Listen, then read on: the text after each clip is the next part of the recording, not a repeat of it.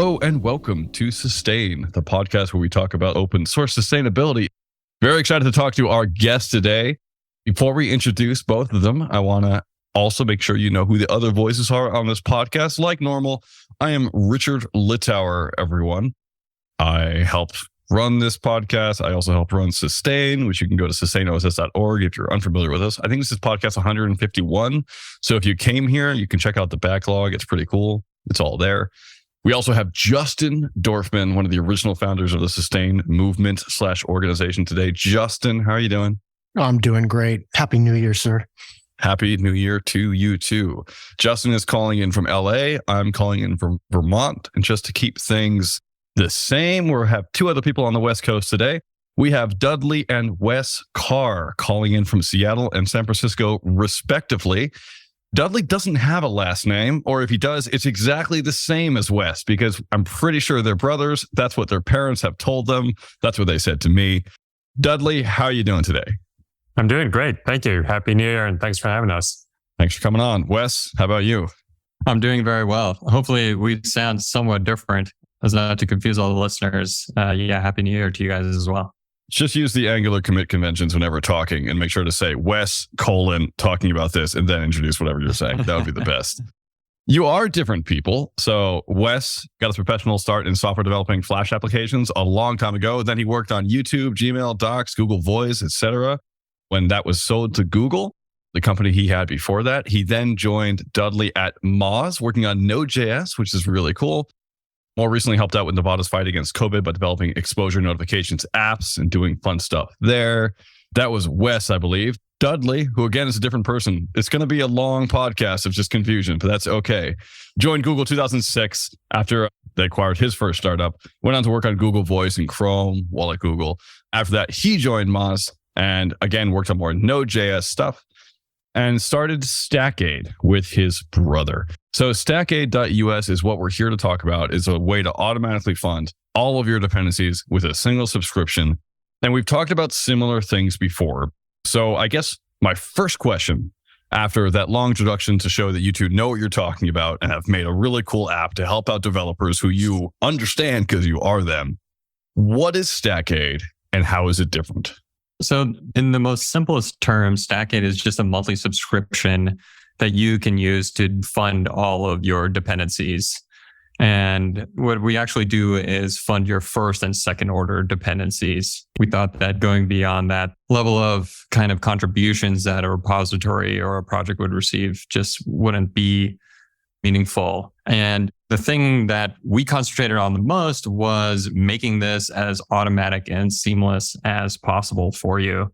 So you give us access to your GitHub projects. We know all of what's out there on NPM, for example, and then we can analyze the dependency tree and fund everything on a monthly basis. So there are some similar efforts out there, namely kind of thanks.dev, but we have, I think, some key differentiators. We're happy to go into that if you think that's helpful. I think that would. We've had thanks.dev on, by that I mean Ali Neshat. So he was on this podcast recently, one of the last few episodes, I'm not sure the exact number. What was most interesting for me in what you just shared was that you just stopped at second order dependencies. That's just a fascinating move for me. That seems like a difference from most of the other tools that we've looked at before, where instead of stopping at a dependency, it would just sort of eventually allocate a tiny bit of money all the way down. Can you explain to me why you chose to only fund first and second order when those are the ones which may be least critical for the entire ecosystem at large? To be frank, we weren't sure exactly how we should do the allocation. So just to be clear, when you give, say, $10 to Next.js, for example, what happens is they actually get $5 and then the other $5 is distributed amongst Next.js's dependencies. And that was kind of intuitively where we thought it made the most sense because we do want to fund the longer tail of projects out there, not just the ones that most people are familiar with and are extremely popular.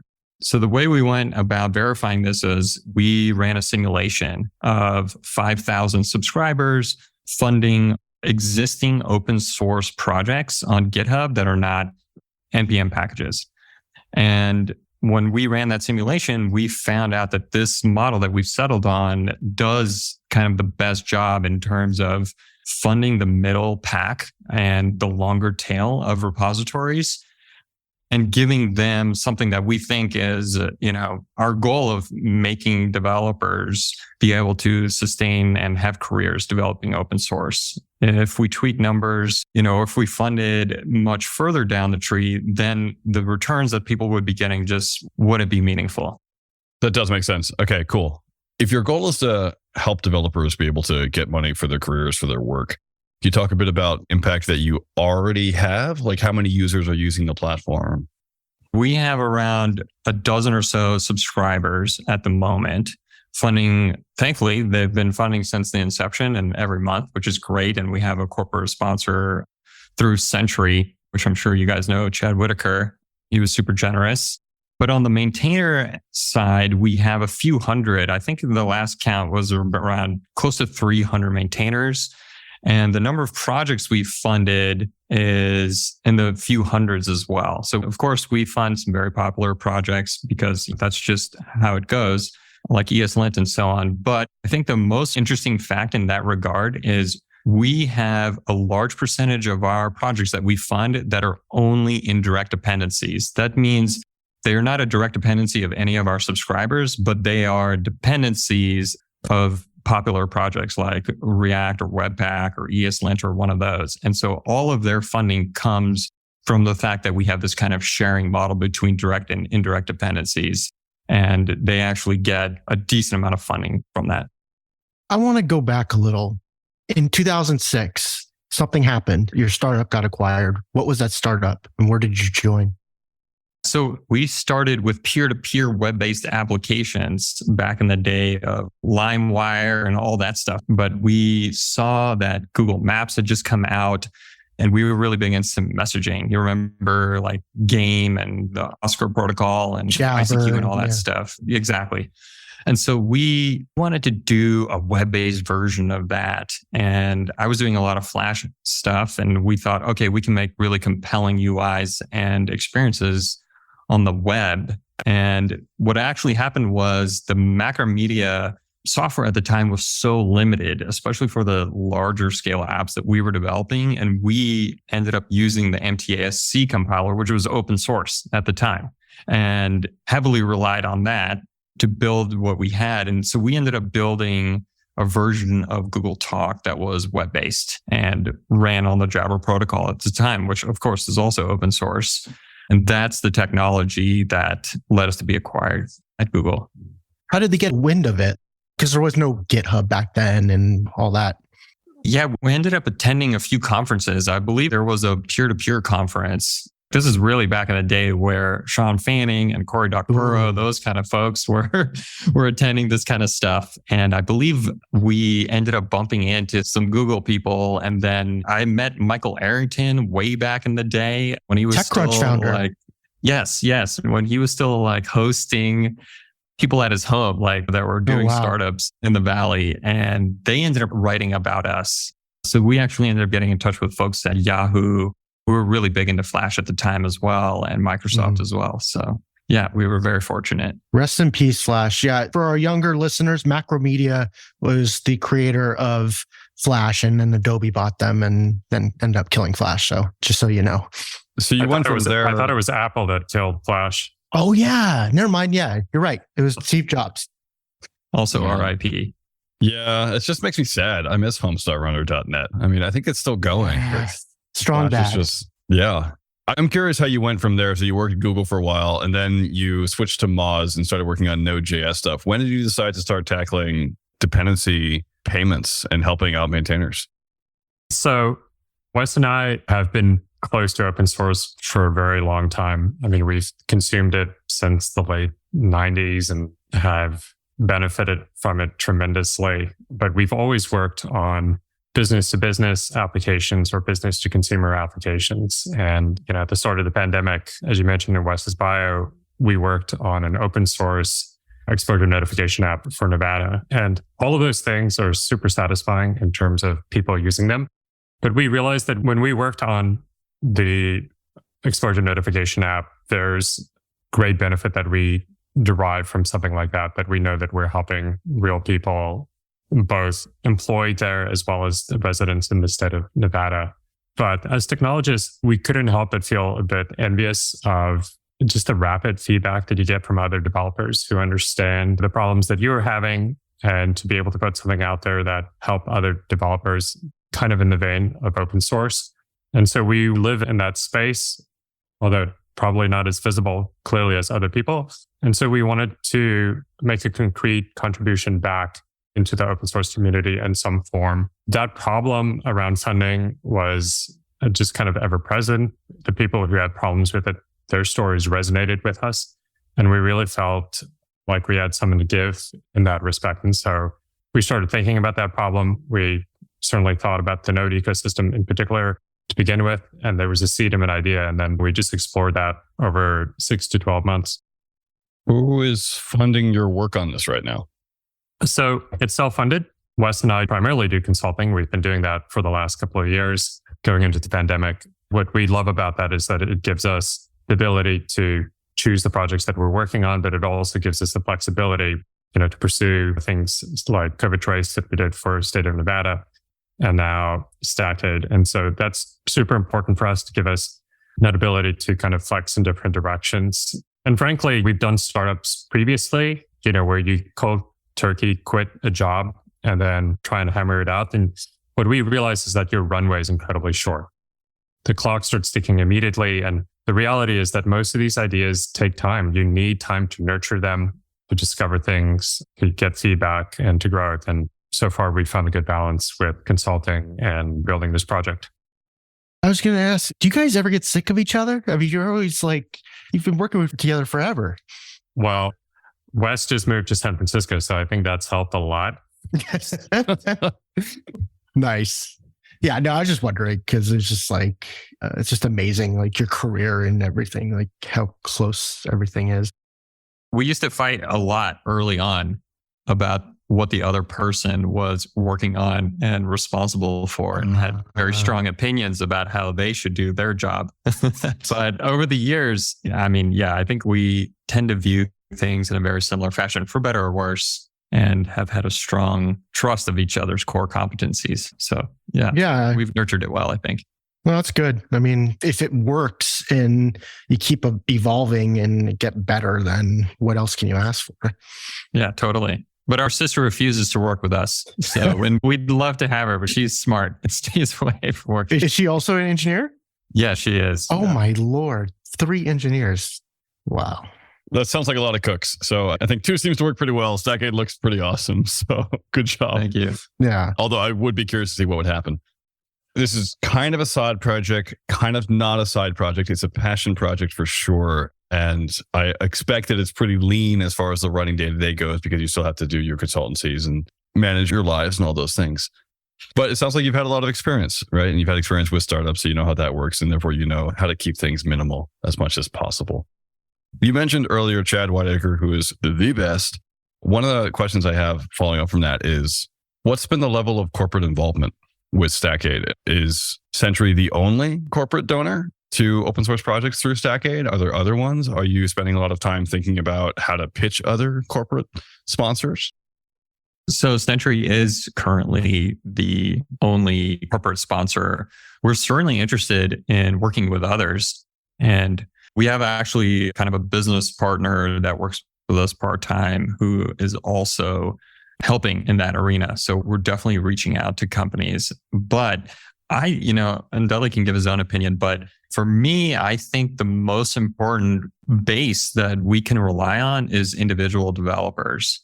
I think that there is a big problem with open corporate and enterprise open source funding is that they're responsible for most of the funding that's currently out there, but they get to choose, and it's often just a handful of projects or maybe dozens, but we want to see tens of thousands of projects and developers be able to make a livelihood. And when most of your funding comes from just a few sources, that to me isn't something that's sustainable or something that you can rely on indefinitely. And so I think what we're going to do is pitch mainly to individual developers and have them build the groundswell of support long term. Dudley, if you just get that blog post done, SourceGraph would be a customer. It's been on my to-do list for months, and I just keep doing the reminder, like pushing it back, just hoping one day you'll be like, okay, here's the blog post. So ball's in your court, bud. Well, I've written all the code. I'm just now working on the blog post. So what Justin's referring to is one of the instrumental things that we did to kind of prove the efficacy of StackAid was to build a simulation like Wes had talked about. And a key portion of that was discovering Node.js packages that are not part of the NPM ecosystem. And we did that using SourceGraph. It turns out that GitHub search is woefully inadequate, and SourceGraph was the only way that we could actually do that.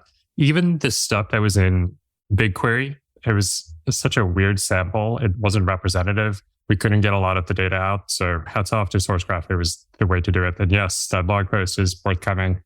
We did a lot of refactoring so that we could share it and really demonstrate how we collected that data. I definitely want to bring us on StackAid. I need to show my boss, hey, like, this is what we're doing. So yeah, no, I'm looking forward to that. And it's just really cool to see it, just when you're like talking about like building a model on doing this, I was like, this is so awesome that there's really smart people working on this.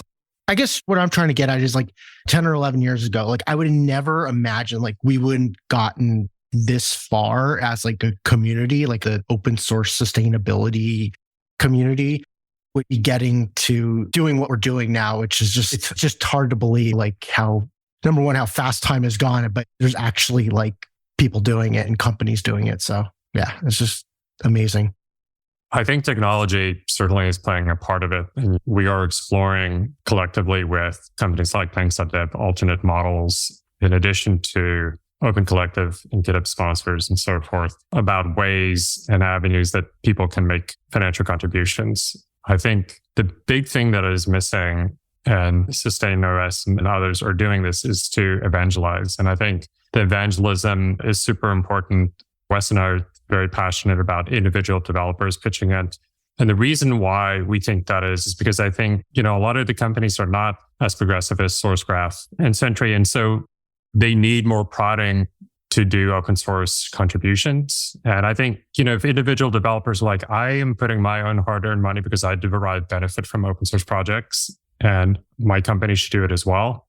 I think that is truly powerful, not only for the projects that they're sponsoring, but also just the message. It's like saying, I'm not going to recycle, but I expect the company that I work for to recycle, or, that analogy is just, there's so many different ways to do that. But I think we have to put the money where our mouth is. And, that's just super critical. So we do that, I think. And, part of 2023 for us is really putting out a lot of content and helping accelerate what SustainOS is doing in terms of making that case. But for us, it's really going to be a focus on the individual developers. It doesn't discount what companies are doing. I think it's super important. But I think in terms of really taking to the next level, our thesis is that we have to start with the individual developer. So I really like that. I agree. Especially right now, we're seeing a lot of corporate sources kind of dry up. It's a spell, a lot of people getting laid off. And it's definitely like the OSPO is a fair weather boat.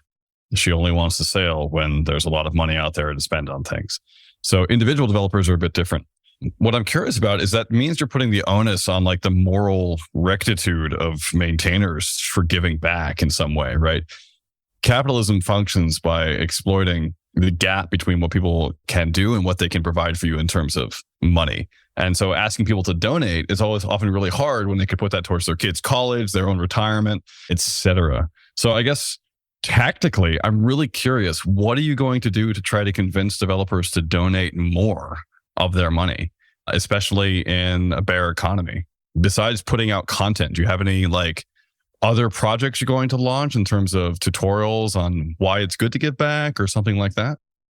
One of the things we're going to try and focus on is demonstrating kind of the return on your investment, either for corporate or for the individual, and giving you a sense of where your money's going. And of course, we're not going to show you directly because maintainers and projects can distribute the funds how they wish, but we can give you a sense of kind of the health of a project or a particular ecosystem and what we can measure indirectly from financial impacts in terms of time to vulnerabilities being closed or bugs being fixed or how many releases they have. Of course, none of these metrics are perfect or always representative of the health of a particular project. But I think in aggregate, we can figure out a way to demonstrate that to you. And then you can see like, okay, this project has gotten funded for the last 6 or 9 months. And here's the trajectory in terms of how they've been doing because of that.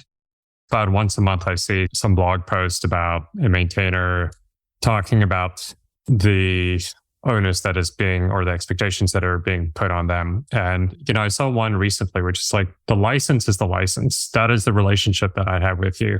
And it basically ends there. And we're definitely not trying to recast the relationship between the consumer of open source and the maintainers of open source. I think that is super important.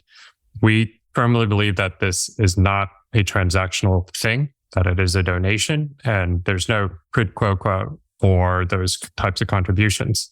Like Wes was saying, it is super important that, people understand when they are doing financial contributions that they are improving the general ecosystem. And not every financial contribution is going to fix your bug on that particular project, but we're invested in the Node ecosystem or the Go ecosystem or the Rust ecosystem. And it matters, we've personally invested time and effort into those ecosystems, and you want to see them succeed. You don't want them to just die on the vine and realize that you have to retool and rewrite things and so on. And I think people understand that level of investment and that type of return. And I think that's kind of where we want to orient people, and we want to give them tools to understand that the financial contributions, if they're not making it, that others are making, are having those types of impacts, and that it's resonating with people. So there's a lot of work that we have to do in that area, and hopefully we get to most of that in this year. It was a hard question. And it's a hard question because it's also the question that bugs me a lot, because I work at Open Source Collective. And so I'm also wondering, how do I get people to donate more? What does that even mean? And I haven't thought as much about the individual donations as I could have. One of the questions I have for you, you've already done work with simulations. You've already looked at what would it take to make StackAid work. What's the minimum viable income that you think has an effect on a project's health? Have you looked into that before? Have you figured out, $50 doesn't do much, $5,000 is unrealistic. Realistically, we want like $500 per project. And then how are you getting to that metric if you have one? We don't have an answer for that at all. I think I don't have one either. So that's okay. And again, these are hard questions. So it's so situational, right? One project is one person doing a ton of work, and it's sustainable in some way for the time being. And, another project has a bunch of different people and it's super active, it's complex, and then there are other projects that are just very mature, that just need a little bit of guidance from time to time. Sindre, for example, has thousands of packages and it does an amazing job maintaining them. And I'm not quite sure how he does it. Me neither. But he has a process. He has a process, and it's amazing. It's really hard to look at it with a handful of metrics and say, okay, well, this is what they need. I think it's too situational. What we do believe in, though, is kind of a minimum income for developers, right? Instead, let's say you could get someone who's quite active, like $2,000 or $3,000 or $5,000 per month. It's certainly likely not their entire income. I don't think that's what we're saying, but it gives them some room to breathe and allows them to do some things that they possibly wouldn't have done otherwise. And I think that's the important thing, right? There's an amount of space that we need to be able to buy people and give them that freedom and that cushion so that they can think of new things or reinvest it in things that they've done. And I think that is really what we want to do. And, you see that in the political debate not that long ago with Andrew Yang talking about basic income. And I think we think there's a lot of power in that, in giving people some of those funds and letting them choose how they allocate their time and surprising us pleasantly with what they do. I'm really glad you brought up that universal basic income is really important for developers, or some sort of thing like that, right? Just giving developers $1,000 a month so that they can have time to work on different projects. They have time to actually flex their creative muscles and create new things in the world. Hard question I have for you is, it seems like you're privileging developers who are already maintainers and or creators of projects, and therefore already have some position of power within the ecosystem. Have you thought at all about giving money or trickling down or some sort of payments to early stage developers who don't have the opportunity to have already crafted highly sought after dependencies in the attention space? What are you doing to help diversify the developer stack? So one of the things that happens is with the allocation of our funds, we can't always get money to a developer. So just a quick aside, when we give money to projects, not all of them are StackAid or have claimed their repositories through StackAid. So what we do is we try to find them on Patreon or Open Collective or GitHub or some other way to try and get people their money because we don't want it, right? It's for them. Let's say just months go by and we just cannot give people their money. So what we'll do then is we'll reallocate that money to maintainers that have already claimed it. But even in those cases, there may just be some money that's left over and we don't want it. We want to give it to promising young developers, like you mentioned, or partner with organizations that do that kind of outreach and funding. So I think that's at least one avenue that comes to mind quickly. I'm glad to hear that because I feel like a lot of these paid developer things just seem to be going towards the main projects. And especially with your cutoff, the first and second order dependencies, it seems like more money will still be allocated towards very charismatic large projects or charismatic developers like Sindre. And so I'm always trying to figure out like, how do we help out the majority of people? That using Open Collective certainly helps with that because we're not based around single developers, based around communities, at least on the OSC side. Although that does sound like I'm kind of pitching it. I'm not. I'm just trying to talk about how we can best help out the field and ecosystem as a whole. Because I think the monotony of the same type of developer and the same type of project getting money doesn't help anyone. One thing that I think is a little different about StackAid, and I don't think it's entirely unique, but it's a difference that we've realized opens up some other opportunities, is that I think unlike Open Collective and GitHub sponsors, we actually don't sponsor an organization or a person. We actually sponsor a repository. Yeah. And what ends up happening there is that the funds flow to a repository, and that repository, it can have a set of maintainers, or there could be an entire organization behind it, but it becomes like, you can think of it as like bank accounts. In fact, we eventually attach a Stripe account to that associated with that repository. You can have an individual who receives that funds, or it could be a whole organization. We think of maintainers as people who are writing the code, but there are designers, there are people who do documentation. And it's the people behind that repository can decide how that money gets allocated. And I think that's powerful for the people contributing to something like that. So it adds all of flexibility and to some degree, it just kind of kicks the can down the road, but it gives people a lot of flexibility about how they want to use those funds. What we've seen though, is that, for example, that model, when we've modeled it that way, it allows us to go into other spaces that seem impenetrable. So for example, in the brew space, that doesn't fit the normal model. You don't have a declarative list of files or dependencies. And so it's been harder to fund that. I know that the founder of Brew is doing something around that, but we have our own format called the StackAid.json. We can generate, like we can take your Brew list and just generate that, put it in a repository, and then you're funding Brew packages, right? So as long as we discover the repositories associated with them, you can now fund the set of things that you've installed on your machine. That model, I think also, if you have a repository somewhere, or frankly, kind of by extension at a URL, you can potentially fund that. And I'm hoping that flexibility kind of extends to other areas that are potentially surprising and opens up avenues for other people. Are you totally agnostic with how people spend the money that you're sending to them? Yes, we are. Solves that problem. Okay, cool. Sweet. Do you have any guides? Do you have any suggestions that you give to them? About how they ought to spend their money? In order to make the project more sustainable, as opposed to, say, just pocketing it and being like, well, that was cool, made that project a while ago, and now I'm not going to give it forward. No, we have zero guides around that for a couple of reasons. One, like we had spoken about earlier, is that, different projects need different things around maintainability. And frankly, like if you look at Open Collective and GitHub sponsors, you're sponsoring the person, you're not sponsoring a project. And I think our intent is similarly, right? The money that goes into a particular repository, for example, right, is a signal to that developer. You should potentially do something around this if you think it's needed, right? Like if there are a bunch of issues and open PRs, potentially address them. The other thing is if it gets forked, they lose that.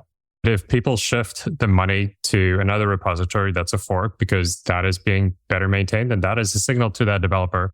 But for example, if you go back to someone like Sindre, like if we're funding Chalk and it gets a ton of downloads, but it just doesn't need a lot of iteration, I'm happy that he's getting that money and potentially investing in other open source projects that are kind of newer and that people are yet to discover, but potentially getting a lot of value out of it.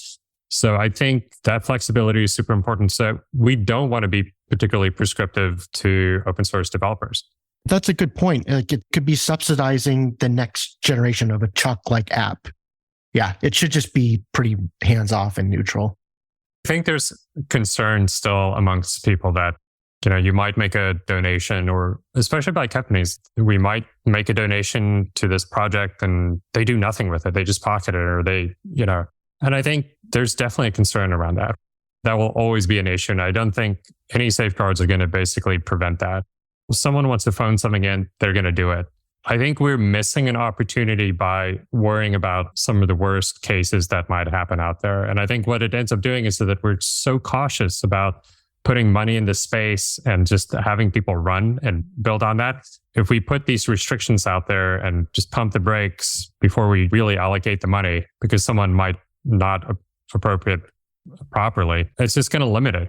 It feels like these government assistance programs where you have to jump through all of these hoops, but in the process of having to jump through all the hoops in order to get just basic housing that you desperately need, you miss the job that you're supposed to have in order to qualify for it. And it becomes this vicious cycle. And I don't think it's similar, but I think the thinking is the same, which is like the amount of money that we're talking and on average giving to people, it's not worth the effort in policing them. Yet. Yeah. I'm curious, what's been the hardest thing about building StackAid so far? I mean, you and Wes have worked together on a lot of stuff, so it surely wouldn't have been the dynamics of figuring out how you're going to do this. But what was tough that was surprising? Yeah, I'd say from a technology standpoint, yes, it's been pretty straightforward. There are some just crazy history, especially with NPM, where they didn't get their act together initially. And so there's all kinds of boards and stuff to work around there. But as with most of these things, it's doing the outreach and tackling the massive project of getting tons of developers on board and addressing, of course, there's going to be like early skepticism around being able to trust us. For example, I was in a Reddit thread talking about this and people are like, oh, people are just going to scam this, or how do we know that you're not a scammer? And I'm like, well, I just spent, almost a year working on this. I'm sure I could figure out better ways to scam people if I was so inclined. That's fair. I understand that we're young and relatively new, but yeah, building the trust in the community, which we're very much committed to, obviously, and just doing a lot of outreach and getting the word out and getting developers on board. Speaking from experience, I wouldn't bother about people on Reddit being angry at you. That's, if anything, a good sign. That's fair enough. Totally. I mean, I had someone yesterday try to invoice for more money than they had in their collective. And when they didn't get paid more money than they had, they called all of Open Collective a scam for like 2 hours. So it happens. So what are you most excited about besides putting out a lot of content this year, trying to get thousands of developers on board? It seems like this is the kind of thing where once you hit like a critical point, you're going to have what you need in terms of success for the site. Do you have any longer term goals beyond getting that tide flow, a sea change of developers into the platform? What else is exciting on the horizon? I can tell you this in terms of long term, I personally do not want to be in a position to sell StackAid. And I mean, I obviously want it to be extremely successful. I want us to be able to earn a good living from it. And of course, all the developers earn a good living from it. But we don't want to pursue like VC funding, for example. We don't want to be acquired. I think that's super important because a lot of times, and people's like favorite projects and technologies that they rely on end up going to a larger corporate entity and then it gets disbanded or advantages in some way. And I think when we have more solutions out there and more offerings, that the whole ecosystem is healthier for it. That's some reverse psychology stuff, to be honest with you, but I'm just joking. No, I think it'd be great if you could make it a forever company. Selfishly, it would make me happy, but it's a really interesting time because you have thanks.dev, you have all these other players in here, and I'm just really excited to see the competition and the innovation that comes into funding the next generation of open source. I think we're totally excited about competing with these various other platforms as well. I mean, because it drives us to do something that's unique and better for our maintainers and developers.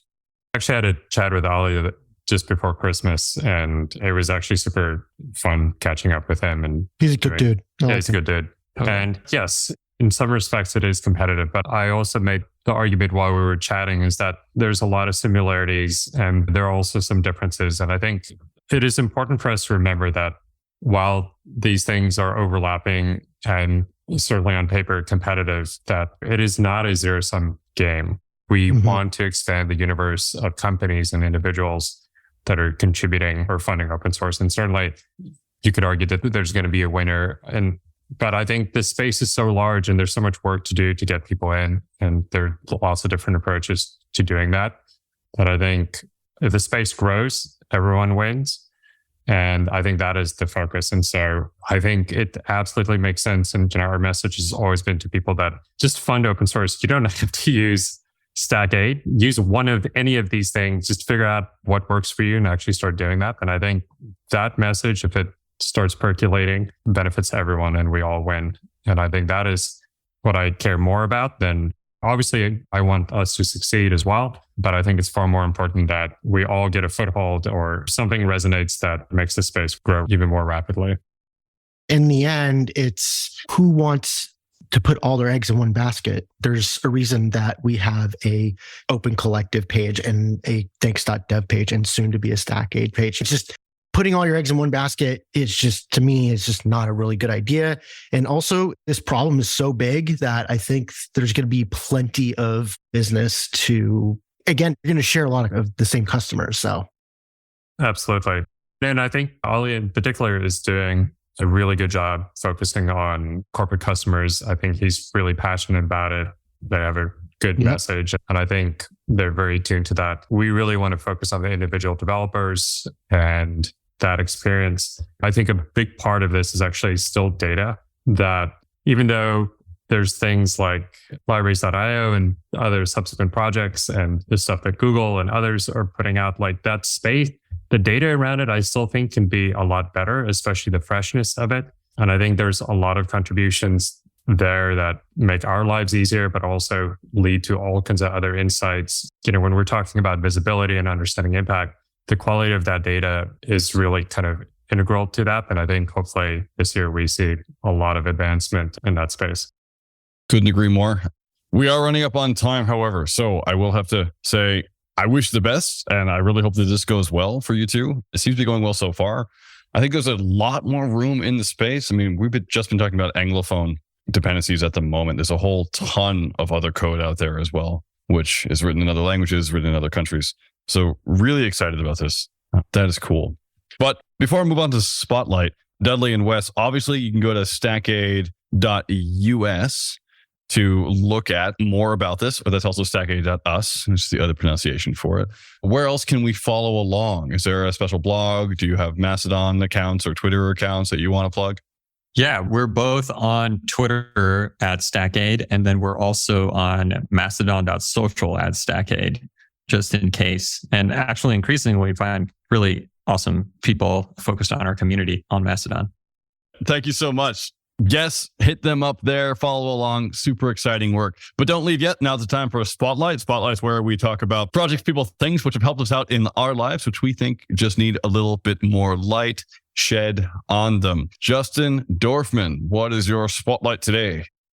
I had to do something that I haven't done since Time Machine came out for the Mac OS X.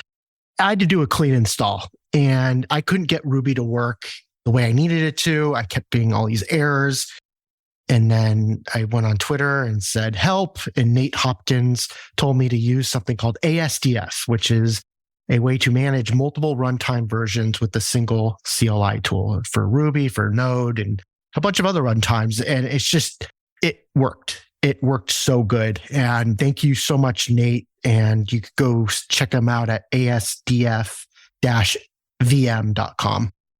Awesome. Thank you so much. Mine's a bit different. I'm going to plug Donald Hall, who used to be the U.S. Poet Laureate, wonderful poet from New Hampshire, passed away around 3 years ago. I really love his essays. They're absolutely fantastic. He wrote a few books of essays later in his life. One of them was recently brought up on The Marginalian, which used to be called Brain Pickings, which is one of my favorite blogs. It's called The Third Thing. Poet Donald Hall on the secret to lasting love. That's mainly romantic love, but we all love open source too. It'll be linked in the show notes. Just Donald Hall continues to influence how I think about the world, which I think is awesome and important. Dudley, what is your spotlight today? So mine is the NSQ project. It was originally created by the Dudley guys. It is a distributed messaging platform. It's been around for a long time. I've used it numerous times. I've contributed to it. It's an incredible piece of technology. All the cool kids are using Kafka and things like that, but there is something very nice about NSQ. It is just simple and reliable. And if it fits your problem, it is tremendously useful. So I highly recommend people giving it a shot. Sweet. Thank you. Wes? I would love to give a spotlight to Benthos, which you can learn more about at benthos.dev. And this is a stream pipeline processing tool. I use it just all the time. For example, we wanted to find out all the repositories out there, do they declare a source of funding, either in a package.json file or in their GitHub configs? And Benthos just makes it absolutely trivial to crawl all of that data, extract the configurations, and process that into a format back into SQL, for example, for us. Instead of me having to write custom scripts to do all this stuff, Benthos is the solution, and it's great. Awesome. I'm going to have to check that out. Sweet. Dudley and Wes, it's been a pleasure to have you on. StackAid is really cool. Really excited to see how it continues to grow. Listeners, I hope you enjoyed this podcast. If you have any thoughts or any questions that you wanted to ask Dudley and Wes but couldn't, feel free to hit them up on Mastodon or go to our discourse at discourse@oss.org, where we will have a thread open for this podcast, and we're looking for your thoughts on it, what you thought. Always interested in hearing from our listeners how they think that this podcast is. You can also email us at podcast@sustainoss.org. And that goes to all the hosts, not just me and Justin. If you have any other guests, please do send them our way. We do need some more all the time. So that's very exciting. You can also always like this on Apple, Google, Spotify, wherever podcasts are made, sold, fashioned, and packaged. And with that, I think we're going to wrap up. Dudley, Wes, best of luck. Thank you once again. Thank you so much.